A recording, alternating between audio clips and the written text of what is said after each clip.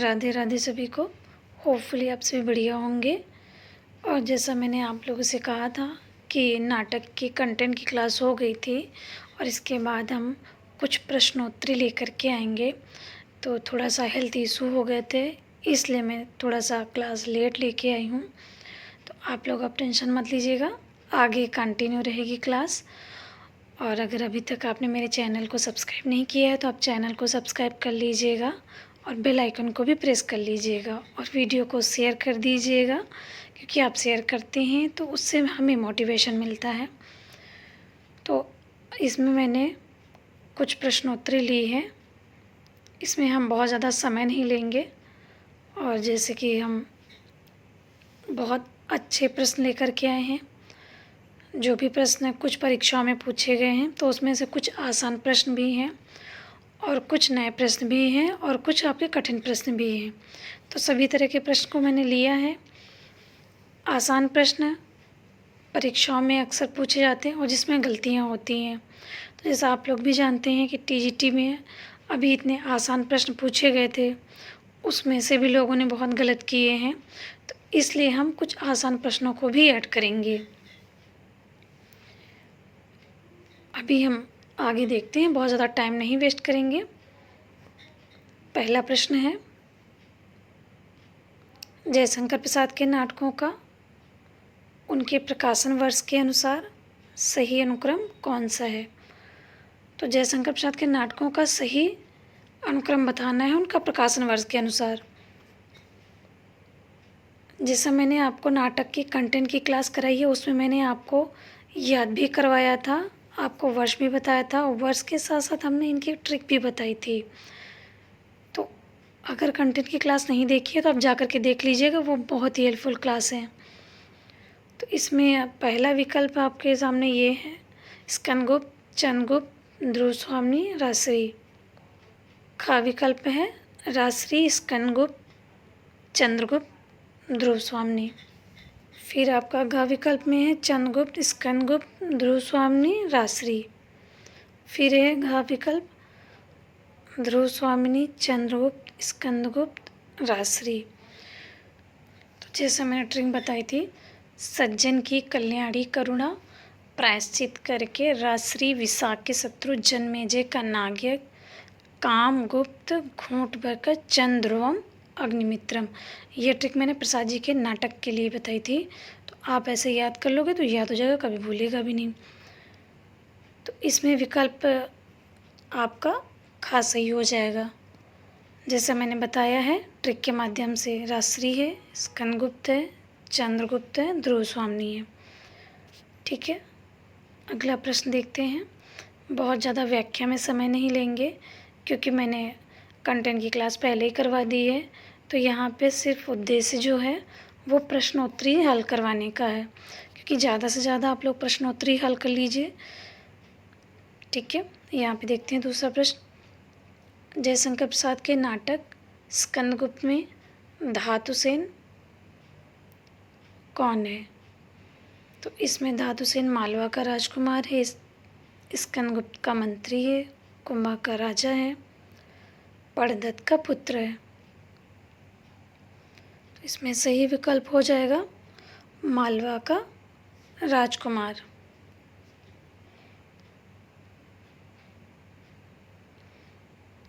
फिर आपका तीसरा हम क्वेश्चन देखते हैं। थोड़ा सा आप लोग एडजस्ट कर लीजिएगा क्योंकि मेरा गला थोड़ा सा ख़राब है, तो हो सकता है आवाज़ ठीक से नहीं आ रही होगी। तो प्रश्न नंबर 3 है, अधिकार सुख कितना मादक और सारहीन है? यह संवाद जयशंकर प्रसाद के किस नाटक से है? चंद्रगुप्त, स्कंदगुप्त, ध्रुवस्वामिनी, अजातशत्रु। तो जैसा ये आपने देखा होगा कि बहुत ही चर्चित संवाद है जो पूछा जाता है अक्सर। तो जैसे आप लोग को मालूम भी है कि ये स्कंदगुप्त का कथन है। ठीक है,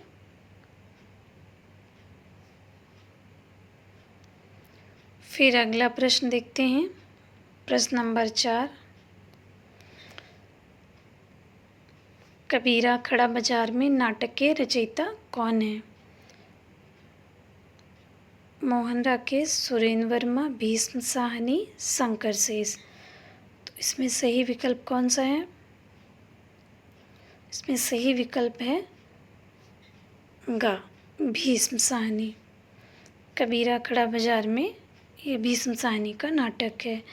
मैंने इनके नाटक की भी ट्रिक याद करवाई है, तो आप कमेंट करके बताइएगा कि मैंने क्या ट्रिक बताई है।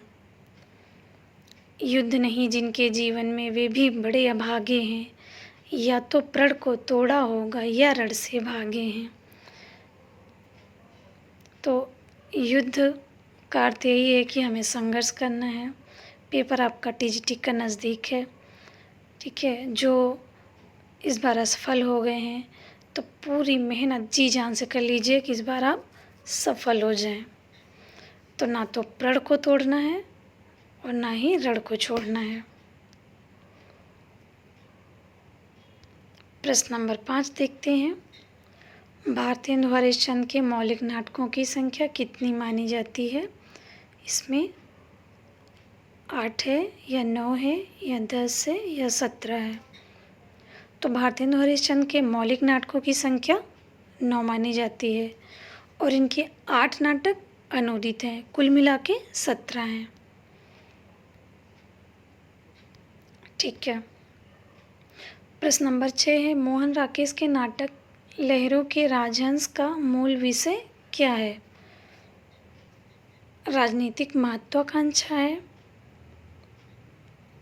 प्रेम और कर्तव्य का टकराव है, सन्यासी और गृहस्थ जीवन का अंतर्द्वंद है, या फिर ऐतिहासिक संघर्ष है? तो इसमें सही विकल्प बताइए क्या होगा? इसमें हो जाएगा गा। लहरों के राजहंस का मूल विषय क्या है? सन्यासी और गृहस्थ जीवन का अंतर्द्वंद। यह नाटक सुंदरी के विलास और बुद्ध के वैराग्य के बीच में फंसे नंद के मानसिक भटकाव का चित्रण करता है, ठीक है।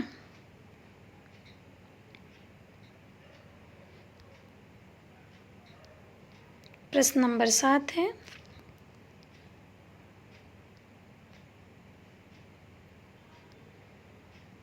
सुरेंद्र वर्मा के नाटकों का सही कालक्रमीय अनुक्रम कौन सा है?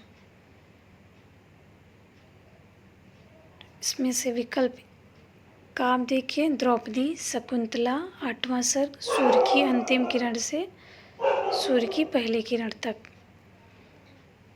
तो इसमें विकल्प बताएं आप कौन सा सही होगा। का पढ़िए, खा पढ़िए, फिर गा विकल्प पढ़िए, फिर घा विकल्प पढ़िए,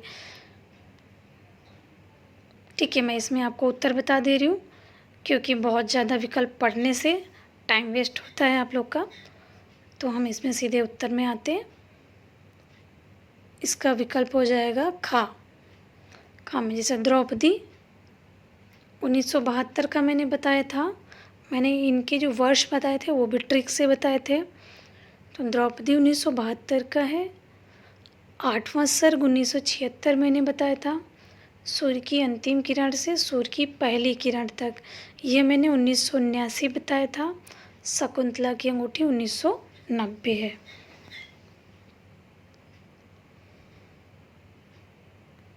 फिर है विकल्प प्रश्न नंबर 8। जयशंकर प्रसाद के नाटकों के विषय में कौन सी आलोचनात्मक समस्या सर्वाधिक चर्चित है? ये आपको ज़्यादा से ज़्यादा इसमें जो भी प्रश्न हैं वो मैं नए प्रश्न लेकर के आई हूँ। तो वीडियो पूरा देखिएगा, बहुत ही इससे आपको हेल्प मिलेगी। 1 से 2 बार देखिएगा। एक बार तो आप देखेंगे ही, 2 से 3 बार देखिएगा तो आपको याद हो जाएंगे। तो इसमें आपका विकल्प है चरित्रों की अत्यधिक कमी, अभिनेता या रंगमंच की दृष्टि से कठिनाई, ऐतिहासिक तथ्यों का अभाव, हास्य व्यंग्य की अधिकता। तो उत्तर बताइए। उत्तर हो जाएगा खा, अभिनेता या रंगमंच की दृष्टि से कठिनाई। प्रश्न नंबर 9 पर आइए। हिंदी का प्रथम मौलिक नाटक किसे माना जाता है? इसमें नहुस है या अंधेर नगरी है, शकुंतला है या आनंद रघुनंदन है। तो बताएं इसमें कौन सा सही हो जाएगा? विकल्प इसमें का सही हो जाएगा, नहुस नाटक। ये गोपाल चंद्र गिरधर दास का है, ये सर्वमान्य है।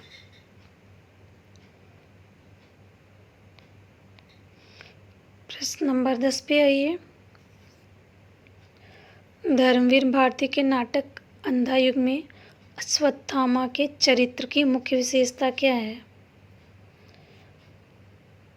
वह एक महान और आदर्शवादी योद्धा है। वह कृष्ण का परम भक्त है। वह कुंठा और बदले की भावना से ग्रस्त है। वह शांति और अहिंसा का संदेश देता है। तो इसमें बताइए क्या सही हो जाएगा? इसमें ग विकल्प आपका सही हो जाएगा। वह कुंठा और बदले की भावना से ग्रस्त है। प्रश्न नंबर 11 पर आइए। नाटककार का सबसे बड़ा गुण यह है कि वह रंगमंच को समझे। यह कथन किस प्रसिद्ध नाटककार का है? विकल्प मोहन राकेश, धर्मवीर भारती, पेन्नाथस्क, जयशंकर प्रसाद। तो आंसर बताइए। इसमें आंसर हो जाएगा जयशंकर प्रसाद। घ विकल्प आपका सही हो जाएगा। फिर आते हैं प्रश्न नंबर 12 पे। मोहन राकेश के नाटक आधे अधूरे में सावित्री के व्यक्तित्व का मूल द्वंद्व क्या है? पारंपरिक नारी, आधुनिक नारी का टकराव, एक संपूर्ण पुरुष की तलाश और यथार्थ के बीच का असंतोष है, नौकरी पेशा होने और गृहिणी होने की समस्या, पति और बच्चों के बीच का भावनात्मक संघर्ष है। तो इसमें विकल्प आपका कौन सा सही होगा बताइए। विकल्प सही हो जाएगा ख। एक संपूर्ण पुरुष माफ़ी चाहेंगे, एक संपूर्ण पुरुष की तलाश और यथार्थ के बीच का संतोष। सावित्री जिस भी पुरुष के संपर्क में आती है वह उसे आधा अधूरा और कमियों से भरा ही नज़र आता है। ठीक है, तो इसमें जो विषय वस्तु है वह आप देख लीजिएगा। इसमें सावित्री का व्यक्तित्व क्या है। अब आते हैं प्रश्न नंबर 13 पे।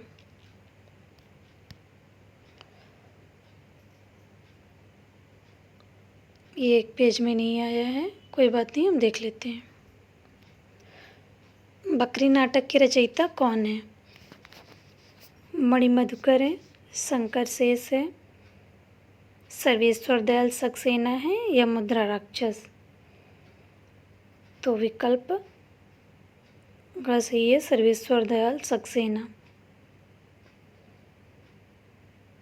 यह नाटक 1974 का है। ये लोक शैली व्यंग पर आधारित, इसमें लोक शैली का प्रयोग किया गया है। फिर आते हैं प्रश्न नंबर 14 पे। प्रश्न है आपका, लक्ष्मी नारायण लाल के नाटकों का प्रमुख स्वर क्या है? पौराणिक गाथाओं का महिमा मंडन, यौन कुंठा और सामाजिक यथार्थ, ऐतिहासिक गौरवगान, रोमांटिक प्रेम कहानियाँ। तो इसका सही आंसर हो जाएगा ख विकल्प।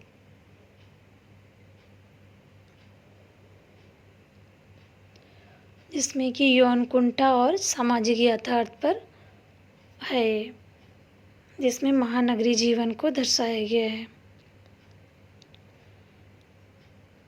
प्रश्न नंबर 15 है, पारसी नाटक कंपनियों का मुख्य उद्देश्य क्या था?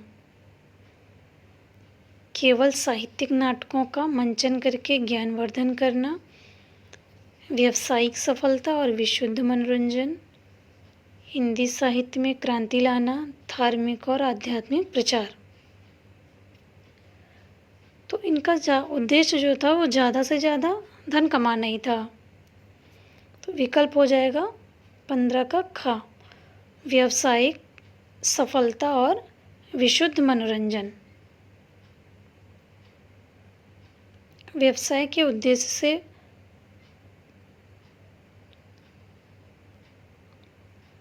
ठीक है। अब आते हैं हम प्रश्न नंबर 16 पे।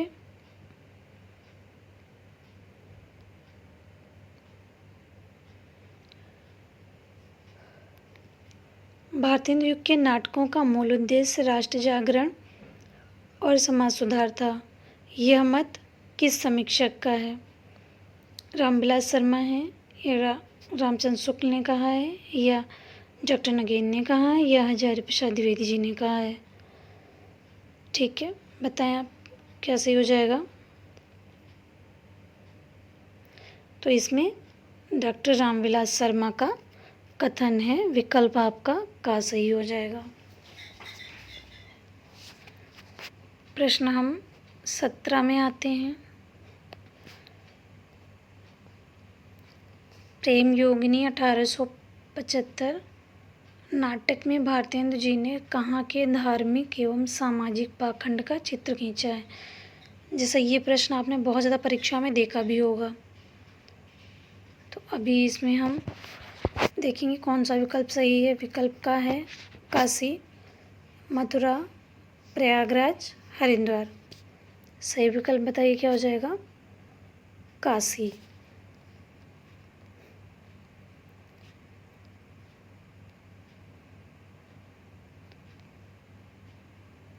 फिर इसमें प्रश्न हम 18 देखते हैं। विशस्य विस्मौषधम किस प्रकार की नाट्य विधा है? तो आप लोग कमेंट करके बताइएगा कि विशस्य विस्मौषधम नाटक है किसका। अब इसमें विकल्प है, यह एक भाड़ है, यानी कि एक पात्रीय नाटक, प्रहसन है, नाटक है, यह नाटिका है। तो विकल्प आपका क्या होगा? विकल्प का हो जाएगा। विशस्य विस्मौषधम भाड़ है, एक पात्रीय नाटक। ठीक है, ये नाटक का ही रूप होता है। फिर आते हैं विकल्प 19 में।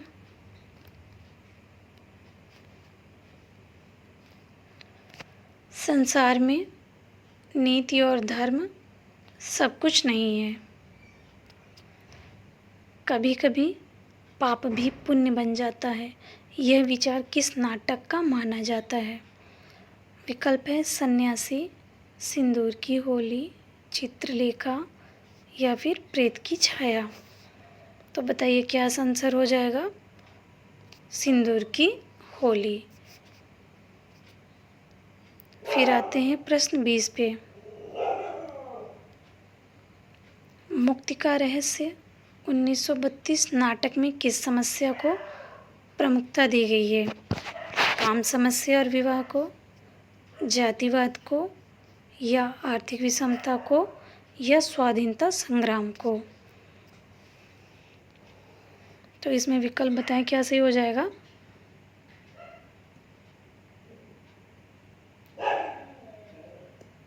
इसमें हो जाएगा काम समस्या और विवाह को। तो आई होप कि आप सभी को ये क्लास अच्छी लगी होगी। जो भी प्रश्नोत्तरी हम लेकर के आए हैं आप लोग को पसंद आई होगी। और अब हम कोशिश करेंगे कि ज़्यादा से ज़्यादा प्रश्न ही करवाएं, क्योंकि आप लोग की डिमांड भी है कि प्रश्न करवा दीजिए। तो हम ज़्यादा से ज़्यादा प्रश्न ही करवा दे रहे हैं। कंटेंट तो आप लोग पढ़ लेते हैं, लेकिन प्रश्नोत्तरी का अभाव हो जाता है। ठीक है, तो आप लोग इसमें मुक्ति का रहस्य कमेंट करके बताइएगा कि किसका नाटक है। तो आप लोग अपनी पढ़ाई को जारी रखिए, नैराश्य भाव मत में मत लाइए। अगर एक बार असफल हुए तो दोबारा सफल भी होंगे। बस अपने लक्ष्य को निरंतर भेदते रहिए। लोहा जितना तपता है उतनी ही ताकत बढ़ता है। तो हम जितनी मेहनत करेंगे आप सफल ज़रूर होंगे। मेहनत भी ऐसी नहीं कि गलत दिशा में, दिशा आपकी सही होनी चाहिए, सफलता ज़रूर मिलेगी। तो आई होप कि क्लास सबको पसंद आई होगी। फिर हम अगली क्लास में आपकी बहुत अच्छे प्रश्न लेकर के आएंगे। तो आज के लिए बस इतना ही। शुभ संध्या। राधे राधे सभी को।